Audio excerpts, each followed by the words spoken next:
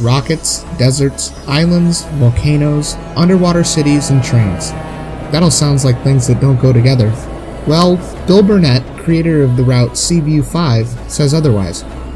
His route, encompassing 300 miles of track, traverses over 26 custom islands. But does this oceanic adventure hold up to the modern era? Let's set sail and load it up in open rails.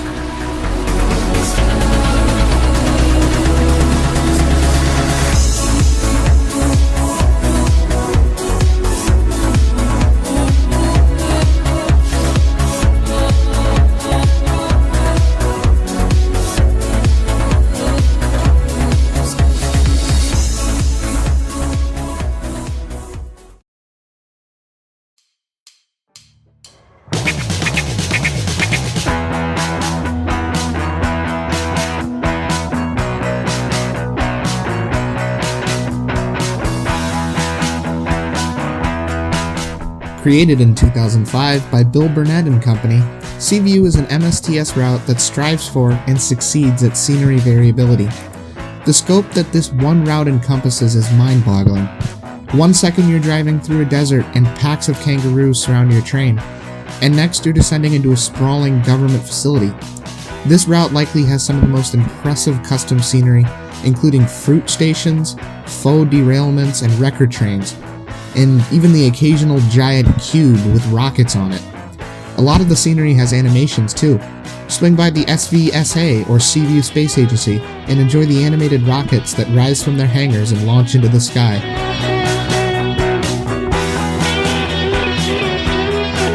Or the UFO that's recovering a wrecked spaceship while being surrounded by police and military personnel.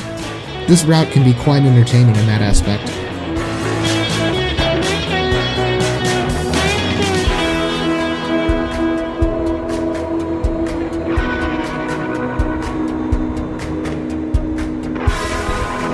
The track work is unique to say the least. Some areas can be smooth and rather prototypical, and others can wind and curve like that of a snake. This potentially limits some playability with longer cars, but it really ends up being the user that will decide what is playable to them. However, the track work, while unorthodox, really does accentuate the area of the route you are in. For those running freight trains and shorter pieces of rolling stock, you will find the route has many sidings and spurs and industries that can be used for all sorts of purposes. One thing to be aware of is that the route has a lot of fake track that houses static rolling stock, so make sure the switch that you're throwing is actually part of the route and isn't static scenery.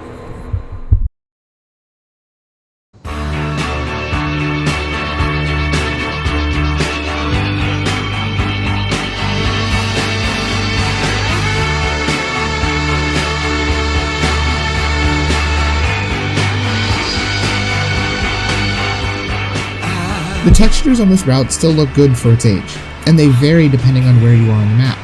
The texturing on the buildings and the vehicles is a hit and miss, but the creator did a good job of moving some of the poor pieces of scenery further from the camera, and it all blends really well. Again, I have to repeat, the custom scenery in this route is unbeatable. The sheer quantity of different items is amazing to hold, and you never feel like you're seeing the same thing twice. The track is also custom as well and looks great. It's all contained within the installation and requires no external downloads. The bridges around the route are well made and look great as well. Just for one day. And you can Even a route as well made as this is not immune to flaws. The biggest for me is the lack of quality activities for the route. While some exist, especially in the trainsim.com library, they vary in quality, and very few feel engaging or complete. Locomotives and rolling stock can also be found in high quantity, but unfortunately similar levels of quality. That is that. For nothing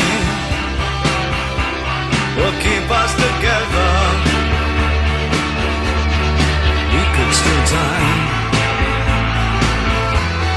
just for one day. As far as visual problems go, only one thing stands out to me, and it's rather important to a route themed after the ocean: the water. The water was designed to replace the rather bad default water texture in MSTS.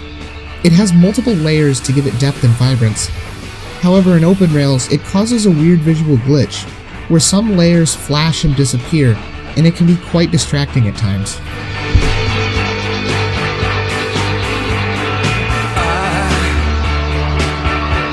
I wish I could swim like dolphins. So how does this oceanic adventure stack up? Let's break it down.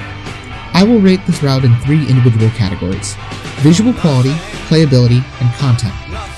Right off the bat, this route scores a 4.5 out of 5 in visual quality.